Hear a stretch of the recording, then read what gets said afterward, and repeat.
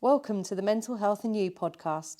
This podcast brings you information and advice from across the Norfolk and Suffolk NHS Foundation Trust, with a range of teams, services and those who use them sharing their experiences and wisdom with us every fortnight. Hello and welcome to our podcast today. I'm Dr. Beth Mosley, a consultant clinical psychologist working in the Psychology in Schools team. And I'm here today with Grace and Simone. Welcome, Grace and Simone. Hello. Hello. We're here to talk today about transitions and change, particularly for young people at school leavers age. Also, we will be thinking about that in not just in relation to school leavers, but just generally, because we know transitions and change affect us all. Before we go on to start our podcast, it's important for the listener to be aware we are disability inclusive, and therefore there may be some variation in the way we talk and communicate, including vocal tics. So, Simone and Grace, I'm going to start off with an opening question. You're both in your 20s. Tell me a bit more about what stands out for you about this point in your life when you were thinking about moving towards leaving school. So, for me personally, it was the feeling of sort of once I'd left school, what do I do with myself now, even though I had a physical plan, which was to go to university? It was, what do I actually do mentally with myself? And the fact that I now have 3 months to manage my own time and not have that structure of a routine to fall back on and a safe place that I knew I could go every day. So I went right through the education system. So I went to a couple of little mini playgroups, and then I went to nursery, and then progressed all the way through school, as you do. And then I stayed on at sixth form for 2 years. And I don't think I actually, until I was in my 20s, fully accepted how big I found leaving school, because not only was I sort of safe and happy at school for the most part, but I went to an amazing school that was incredibly supportive of my independence with my various disabilities and health diagnoses, and even with my mental health. So to have that all of a sudden, although I knew it was coming, to have that suddenly go in, you have an assembly, you take a photo, and then you're done, apart from exams and prom. I literally remember going home that afternoon and thinking, what on earth do I do? I'm probably never going to see this, for me personally, really special place that has helped to make me into who I am.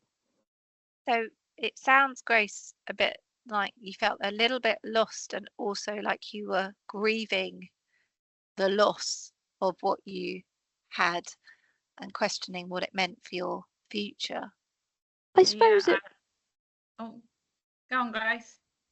I suppose it was a little bit, because I never thought of it that way, but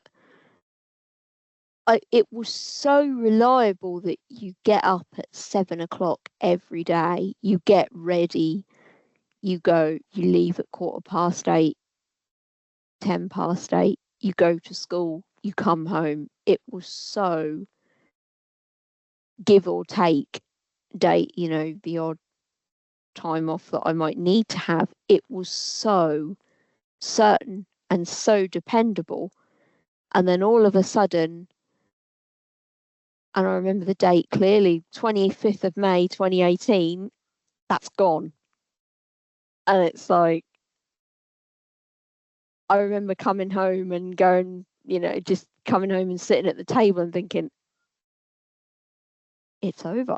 Like, what do I do? So it's a real standout moment for you. How about Mm. you? How about you, Simone?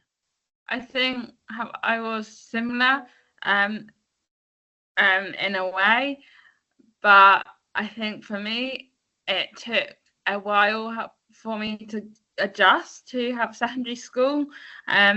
Like it took me a good couple of years before I actually felt that my secondary school was for me, because I struggle with change, and what I know now is called a transition. I just couldn't understand it at all. Primary school was completely different to secondary school, and different sets of rules. And then, of course, when you get to year 11, I think I was in a bit of denial, really, because I knew that I could stay at my secondary school for sixth form if I wanted to. And so I don't think I'd processed it, because I clearly remember on my GCSEs and A-level results day being really, really distraught, because I'd kind of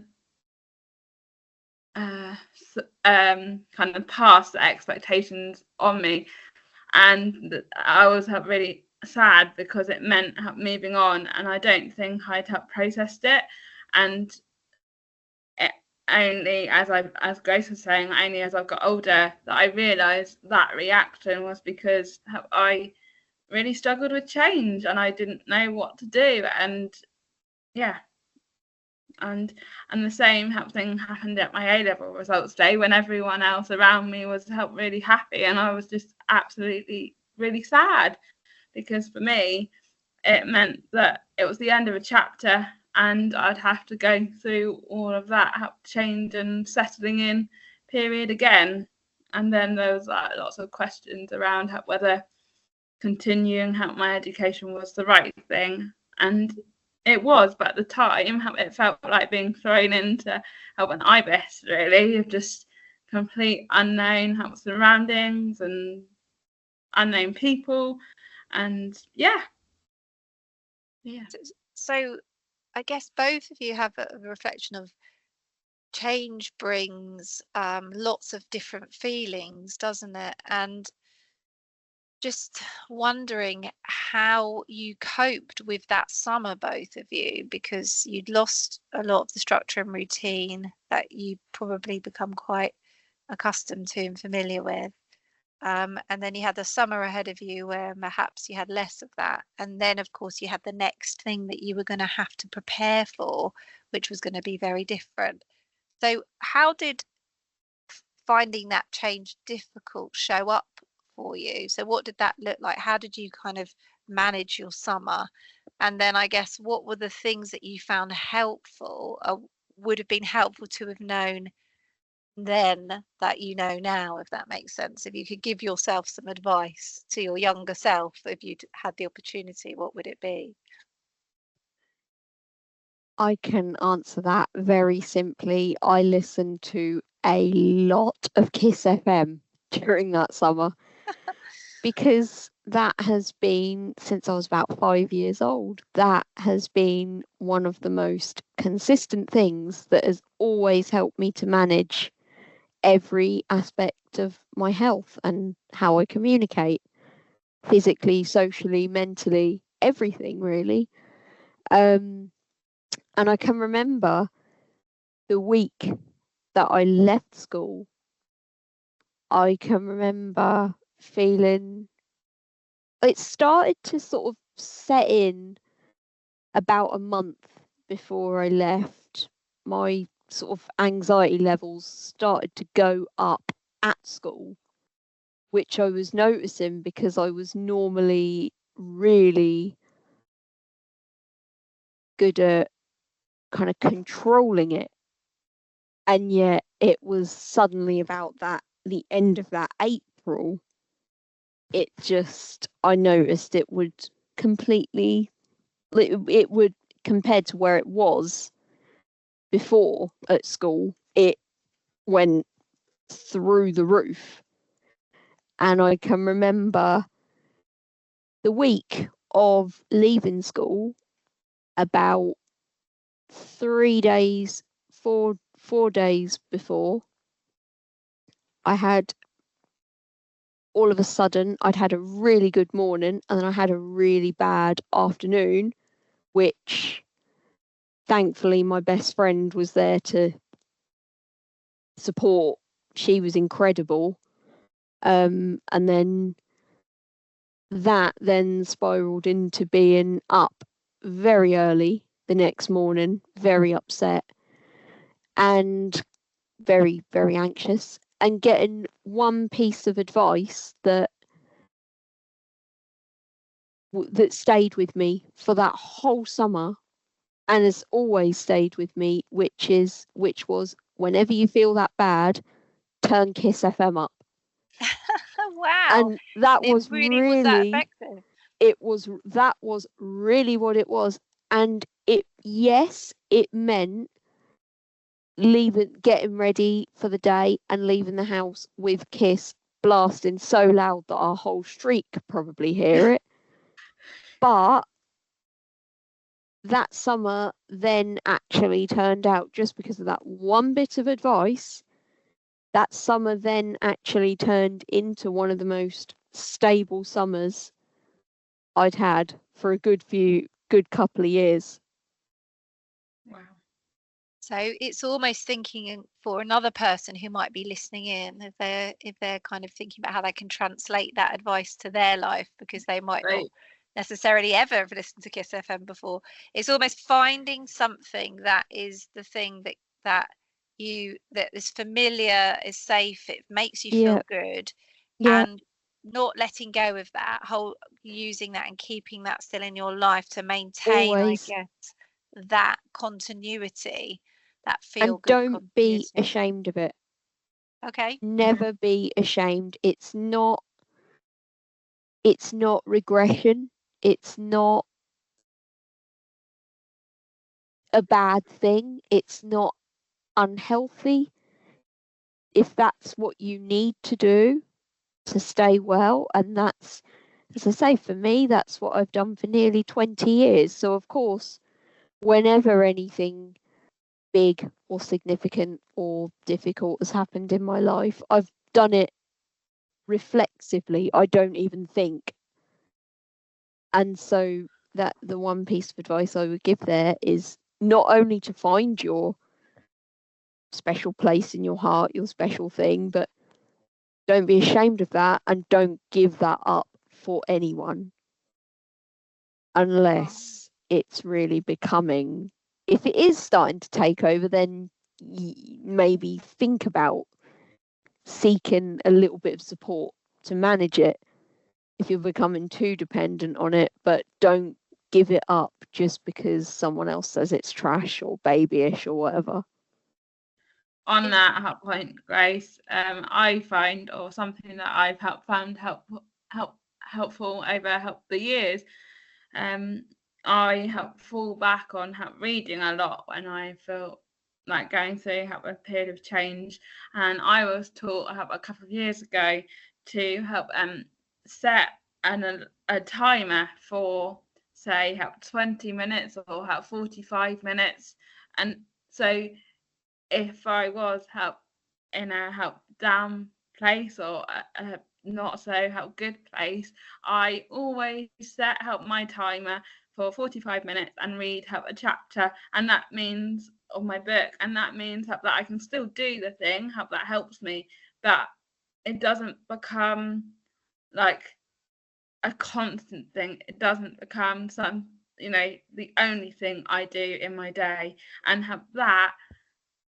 I do that with everything now if I'm going to have a particular stressful period, and it really has transformed my life, because I've realized that you have to balance all the different things. You can't just do one thing, you have to do lots of different things to make sure that your life is balanced and healthy mentally, help physically. So yeah, it sounds really simple, but it really works. I think that's really great advice. And if I think about it in terms of my own life, I used to listen to audiobooks a lot. And when I was feeling really different periods of my life where I've been under a lot of pressure and stress, being able to listen to an audiobook and do the activities that I need to do at the same time, or on a car journey, to stop me going into that kind of rumination panic mode, was really helpful. And I think more recently I've replaced that with podcasts. If I ever feel like overwhelmed at the beginning of a day, or I feel like everything's my mind is almost rushing away with all the possibilities, I find tuning into an interesting podcast with one of the people that I trust and rely on and have become almost like friends. You feel like you know them, don't you? Um, has 100% just helped swoop me out of that kind of internal doom spiral, and really fired my brain up and made me think and learn new things and feel excited about new topics. And it sort of whisks you back into a different place in your heart and mind. So both of you, that's really lovely advice, and hopefully really usable advice to any listener. And in terms of thinking for both of you about the summer period, which sounds like you kind of spent some time adjusting and thinking about maintaining helpful routines, what about going into those new things? So you both, it sounds like you, Grace, went on to university potentially in a new place, new people, new teachers. And Simone, I'm not sure what you did after A levels, but I guess it involved a change. What are the things that you noticed about that period of time, and how it might have felt different from previous changes, like you've talked about going from primary to secondary school, for example? How was it different going to interchange almost as a young adult? It was massive for me, because I didn't know, well, my whole family, we didn't really know if it would help work out, and it had. And I went to help university after A levels, because I felt that was like the most sensible thing to do, but it was incredibly hard, because it was like a whole new peer group who were different ages. It was a really big adjustment, and also it was like adjusting to like a new way of working, and I found it really difficult, to the point where I'd like misunderstood something, and I nearly missed all my deadlines for the first term, because I thought that I hadn't been explicitly given a deadline, so I therefore thought there wasn't any. But after like a couple of years, it took me a good couple of years to settle in, and I really did enjoy my time at university. But then when I came to the end of my first degree, I didn't know what to do, because it wasn't really talked about the next steps, and I wish that I'd be better prepared, and that other options other than university or more education was talked about more openly, because I think that would be useful, I think. And that assumption that everyone should, wrongly, I think everyone, if it suits one person, then it's assumed to suit all, and that's not necessarily the case. Does that make sense? Yeah, I was just curious. I think you both made reference to other people earlier, and how seeing how other people are reacting or planning things or what they're doing can often make you feel worried about where you're at or what your decisions are, or if you're as happy about your choices, or are you making as good choices? Are you as confident as other people? So I wonder how much looking around you and seeing what other people are doing increases your sense of stress around it all. Massively. Definitely. For me, definitely, to the point where I'd get home, I'd say to my parents, I just don't know what to do, and I just want to see what happens. But I did go to university help in the end. But looking back at the time, it was the right decision. But looking back now, I do wonder if I should have done something else. But that it wasn't a discussion then. So yeah. What I about you, think Grace? Did you have a similar experience? I think for me it was our school, the high school that I went to, was very much in sixth form. It was very much focused on that you would progress to university. I actually, to the point that all our careers leaflets and things were focused on university. And I actually had a teacher say to our class in one lesson, we did actually have a teacher who said, when you go to university, as opposed to if you go to university. And we did know, I kind of found out around during sixth form that I had or did have one person in that class who was not planning to go to university. Me included. I wasn't. I wanted to work and have a maybe have an apprenticeship, do something more hands-on. But university was, at the time, because of what was around and how things were presented, it was the best kind of option. And for me, I found it quite a blur because I didn't have to move away. So I lived at home and drove to university very much in the same way that I drove to school. I had homework very much in the same way that I did at school. But all of a sudden, I had, as Simone said, peer group from different ages. There were only about, including me, I think there was 6 people in my class who were the same age as me. Yeah, I had help the same. I was by far help the youngest, like you, Grace. And again, with the deadlines, you'd have the turnarounds weren't, with school, it was very much you have a week to do this. And with the reading, the homework, it was, but with the assignments, it was some of them, it was like you have a month to do this, which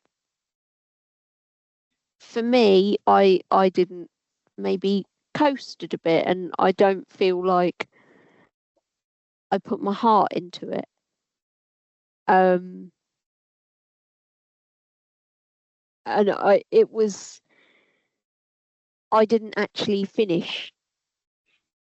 So I did 2 years, but I didn't feel like looking back at it now, I know that I didn't give I didn't give my full heart, and I didn't put in, because I kind of, looking at it, maybe did treat it a bit like school, because it had a similar, for me, because of the way it sort of was done, it had a similar format to school, but with differences.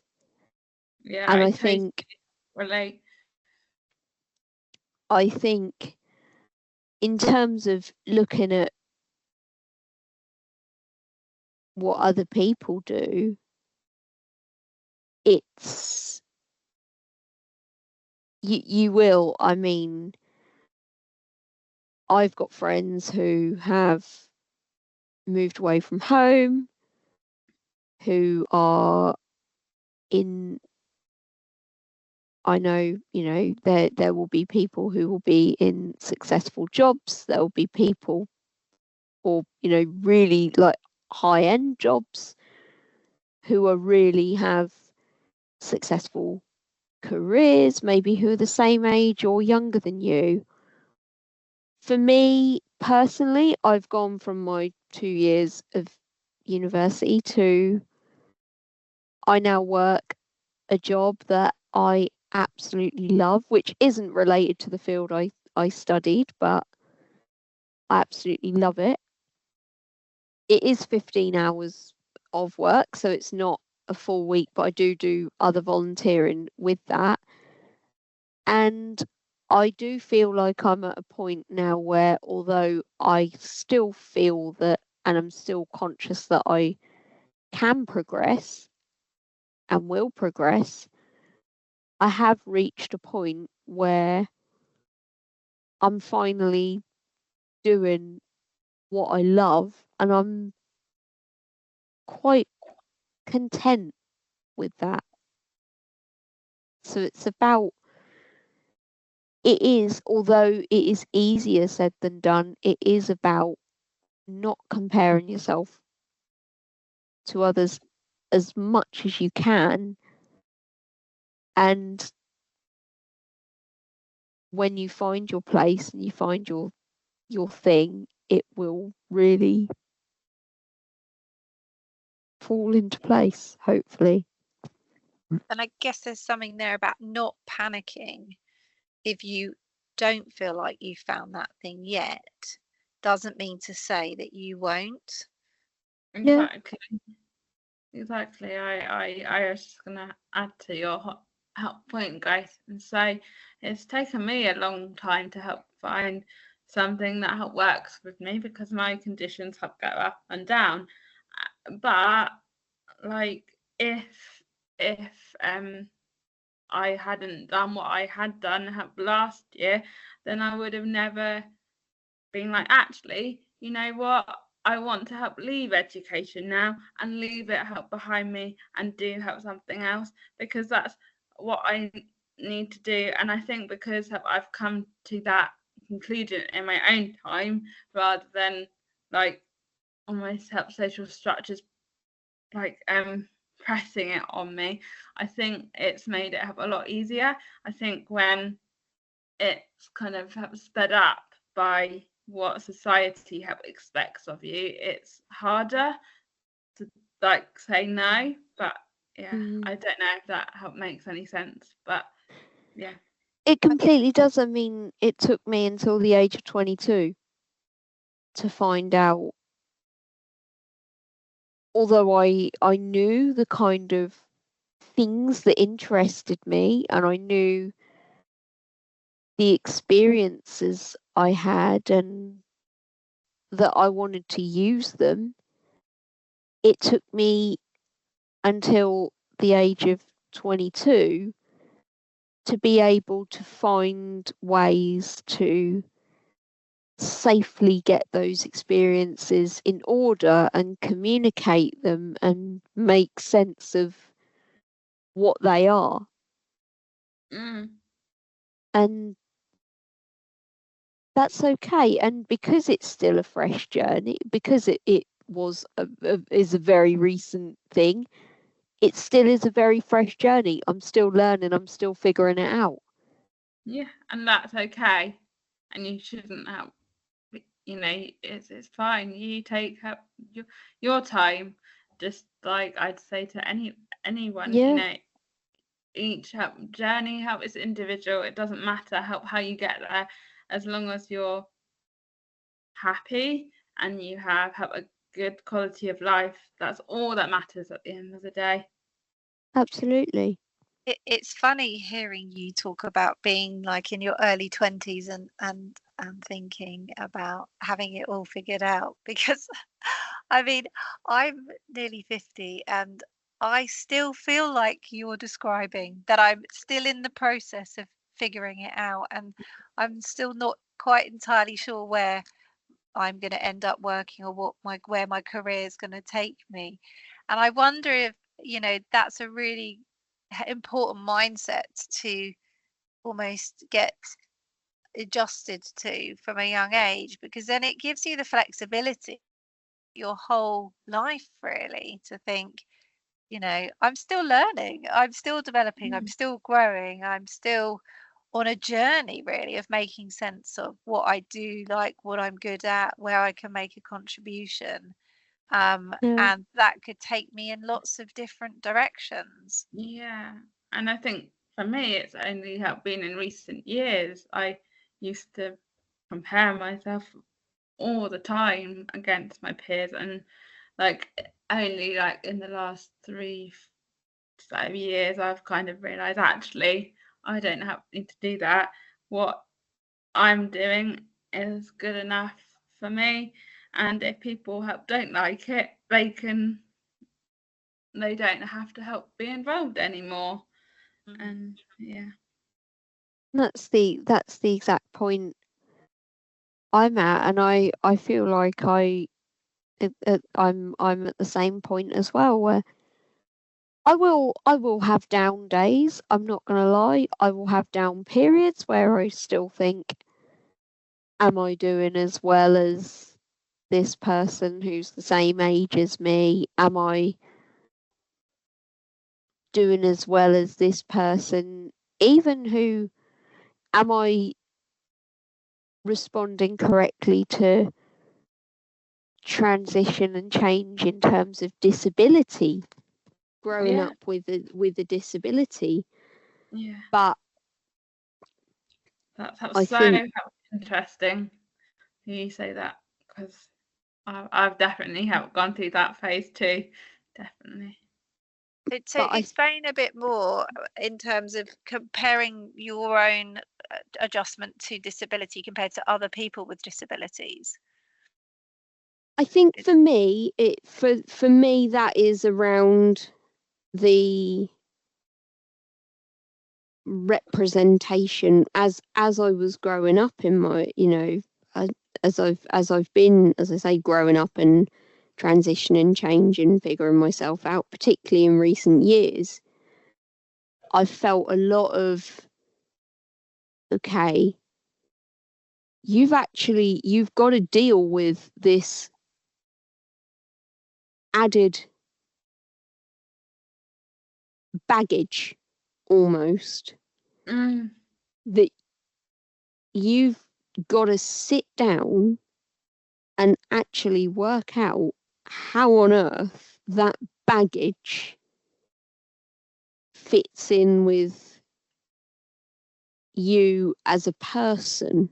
mm, And I think what has played a huge part in that for me is the representation of disability in the public and in the media, mm, in the people will sit there and people, it's very much, my disability has made me who I am. It's changed my life. It's given me so many opportunities.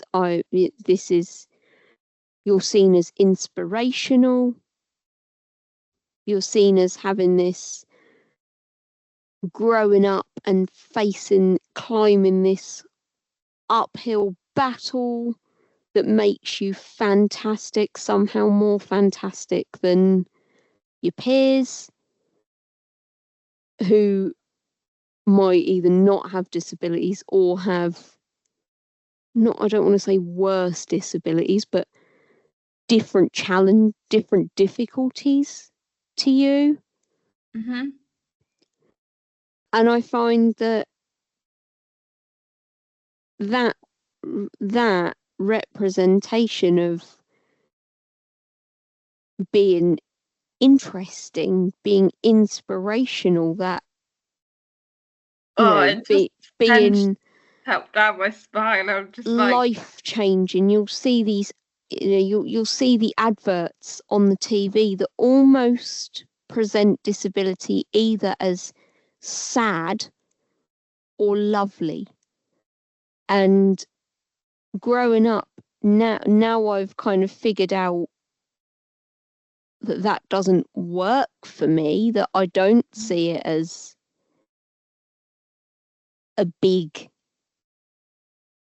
thing as part of me. It's not something that comforts me. It's not something that gets me through the day, makes me feel better. I kind of feel like,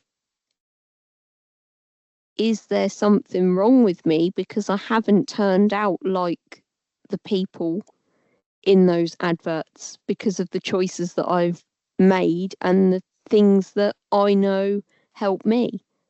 Mm. So I feel like that is something that I've also contended, that I've also considered on top of the normal, not the normal, but the typical transitions, is who am I, and where does the additional baggage and my personality fit together? Okay. And I think for me, adding to your points, Grace, which are all excellent.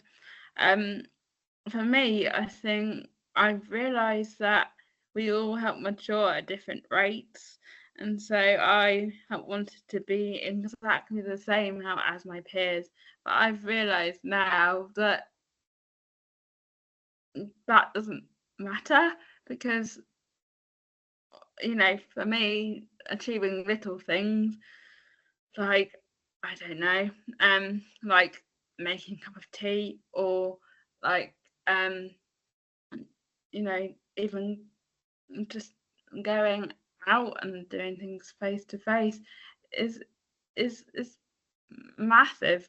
And I think there shouldn't be like a kind of an expectation that by this age you should help be doing this, because it just doesn't help work like that. And I definitely the transition between pre-pandemic and post-pandemic has definitely had an impact on me, and I don't think that transition is discussed enough. For me to adjust to help wearing masks, for example, was massive, and I really have struggled to stop wearing them. I just couldn't help get my head around it, and I think that is, it's those kind of transitions that people don't really think about. I completely agree. We went through this with the pandemic. That's almost a subtopic of its own. We went through this absolutely huge thing that completely and utterly flipped how we socialize, how we work, how we learn, how we experience the outside world, or what we can experience of it. And all of a sudden, now, although we've got a few enhancements left behind, it's like that never happened. Yeah. But there's all... Oh, sorry. No, I was thinking from the listener's point of view, what point in your life would you have been at when the pandemic hit? Would you have been studying at university? Were you? What time Yeah, were I I was was halfway help my degree. I was in the, oh my goodness, I was in the second year, Yeah, that sounds about right. I think. and because we went to the same university, that's actually how we met each other, wasn't it? Oh, So, it was. yeah. That was a very Um, special year. oh, yeah. But um, I found, yeah, I was in my second year, and I found I slowly just was exposed to it. At that time, I did have quite a lot of things that were what you might consider age appropriate for my level. And adding to your point about maturing, Simone, Mhm. and honestly, looking back at that, I, compared to where I am now, was not myself at all. I didn't know where I wanted to be, who I wanted to be, what I wanted to be. And then the pandemic finished and certain things changed. There were sort of various changes, and I almost pulled back a little bit and thought, hang on, you can go at your own pace now. You can go back down to your level, not down to your level, but almost back to base, take stock, work out who you are and who you want to be. And once you've found that, as much as you can, stop worrying about other people and where they are, and mature at your own pace and be proud of how far you've come. I've got a bit of an image in my mind as you're talking, both of you, of like this kind of timeline that everybody is on from 0 to 18, which fits with all of these expectations academically and developmental expectations, and where you should be at with your SATs and then with your GCSEs and how much you've learned, and like how there's such a pressure on children and young people on this timeline. And it sounds like what you're both describing is that you left the school timeline and you got onto the university timeline, and then on the university timeline you started to actually say, actually no, I'm getting onto my own timeline, and that's okay. I'm gonna actually think for myself about where I'm at, regardless of where I should be or where everyone else is at. So it sounds like there was almost a slow liberation from Yeah, the pressure absolutely. to be on the kind of societal timeline that everybody's being almost hothoused through the whole of Yeah, their first 20 years of life. yeah, For me, definitely. yeah, I mean, for me, that was when I left university. And I think a part of that also was because of my health. I had to have one-to-one support in education all the time to help me manage and monitor my physical health. So I was constantly exposed to adults Mm, and older, maturer influences. Very quickly learn that matured very quickly in that sense because I liked them and trusted them. Rightly so, because they were fantastic people. And very quickly learn almost I chose to bypass that stage of that almost high school stage of friendships, relationships, crushes, making sure, learning all that stuff about yourself. And almost, went into the safety net of the maturity of the support. Thought I was so mature. And it's almost as if now that has been, I don't have that so much anymore. I can be a bit more playful and pull back, take stock, explore, and go, even though I'm in my 20s, I can now pull back and go, actually, who am I? And what do I want? What are my goals? Who do I want to be? Where do I see myself when I'm 30? And I think, adding to your point, Grace, it's really important to have that support network and to have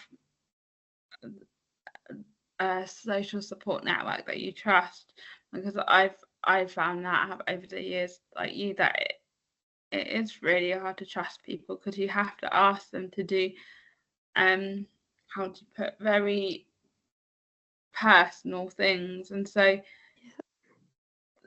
it can be very difficult to build relationships of your own age. And as a result, I would say even now, like, my close friends are like not necessarily of my age, because No. I think it might be a very unique way of looking at the world, but I just think as long as you get on help with that person, then that's all that matters. What does it matter that they're, different ages to you? As long as you get on with them and that you're connected, I quite agree. Matter. And like you could say, and it reminds me, Beth, of you talking about that social timeline. You could say that I had it all socially on that timeline during the pandemic, and just before the pandemic, I had everything that timeline expected of me. And looking back at it now, I wasn't me. I didn't feel like myself at all. It's satisfaction, though. You have to have satisfaction from what you're doing, and if you're not, then it can be very challenging. There's something about finding out what being true to yourself means. Yeah. And having, I guess, the life experience that helps you understand that sometimes ticking the boxes, following the trend, or doing what's sort of more generally expected of you doesn't lead to the feeling that you're both describing that you've been experiencing more of recently, which is a sense of being able to make your own choices, understand who you are better within those choices, and not feel so bothered about what anyone else would think about the choices. They're for you, not for anyone else. And the thing is, though, the one piece of advice I would give on that, though, is do not be under any illusion. It is not rainbows and roses. It is a journey. Even as you work out who you are, it is a journey, and it is uncomfortable, because society is not going to go away. No. Society will still offer you what it thinks is opportunities for you to be happy and not be lonely and fit in. But it's when you feel like you have fitted in, it's finding the courage to say, I don't want to do that. Yeah. Because it doesn't feel right. Of Yeah. course, there are situations where we have to comply. We learn from a very young age to say please and thank you. You have to be polite. You have to obviously follow the law. That's things like that are perfectly plausible, and they are within ability the same for everyone, as they should be. But there does come a point where you have to stand up and say, actually, no, thank you. This is who I am. And this is what I want to do with my life. And within the realms of my ability and practicality, I'm going to get it.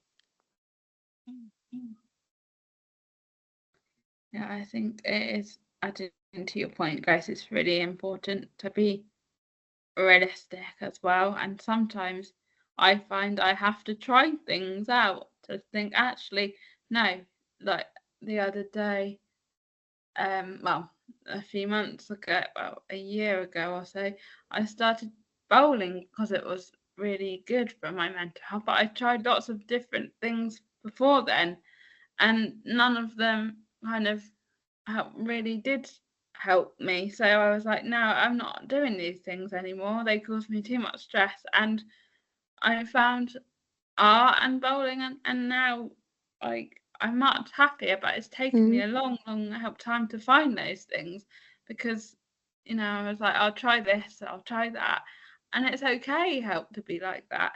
Just in the same way for me that coming out of education help has been kind of, I've had to view it as like an adventure, otherwise I'd have no way of coping with it. And that way of not putting myself up under pressure and saying to myself, if it doesn't work, then it's fine, and I've always got to help to fall back on. But if it works, then let's help roll with the ups and downs and go from there. Like you were saying, Grace, I think it is a journey, and I wish that more people would be accepting of that, rather than like almost deciding your journey for you. Yeah. Oh, this has been so enlightening, a really helpful conversation. I'm sure really helpful for any young person who's listening in and just reflecting back as we finish up. I think what I'm really hearing from both of you is this isn't easy. And it will involve things not going to plan and things not going as expected. But ultimately, the process of that journey, the process of things not feeling right or working out what does work for you, involves you discovering what doesn't work for you. Absolutely. If you can frame things in that context, if you can say, you can hold on to that, particularly when things are tough, that they won't always be tough, but this tough experience is perhaps going to help me at some point in the future make a different sort of choice that will end up being better for me. So there's really something about how you frame the experience, both when you look back at it and when you're going through it, to help some of those challenging times feel less overwhelming, less terrifying, less final. Absolutely. So one quick bit of advice really for any young person who might be just about to finish education and might be going on to university or work, or living in a different place. What would be your short little piece of advice that you would give them at this point in their life? You go first. Don't worry about, within as much as you can, don't worry about society and social expectations, as long as you're complying with the basic things that you've learned, then if you know what you want to do, once you find out what you want to do and what you want to be, stick with that and follow it with your heart. It's going to be uncomfortable because you're going to have to fight off a lot of society still trying to pull you this way and that. But when you get it, it's going to be worth it. Simone? And I think for me, I think I'd say that there will be peaks and troughs, and it's okay to admit that you need support and you need help from those around you, and that even though it's really hard to help articulate how you're feeling, it's really important that you try and you find out your way of articulating it. And yeah, that's what I live by now. So yeah, that's what I'd say. Rather than bottling stuff up, it's really important that whatever means you use to get it out, it's really important that you do. Otherwise it can be very challenging, I think, if you bottle things up. That's one thing I would say. Well, thank you both so much for your honesty and your ability to reflect back on what sometimes have been difficult times and sharing your thoughts and advice with listeners. I am sure that it will be so valuable for many young people, and also not just young people, but parents and adults who might be in young people's lives and have sort of lost touch with how it feels to be going through these times. So thank you both, and I look forward to speaking to you again on another podcast. 100%. Thank you for the opportunity. Thank you, Beth.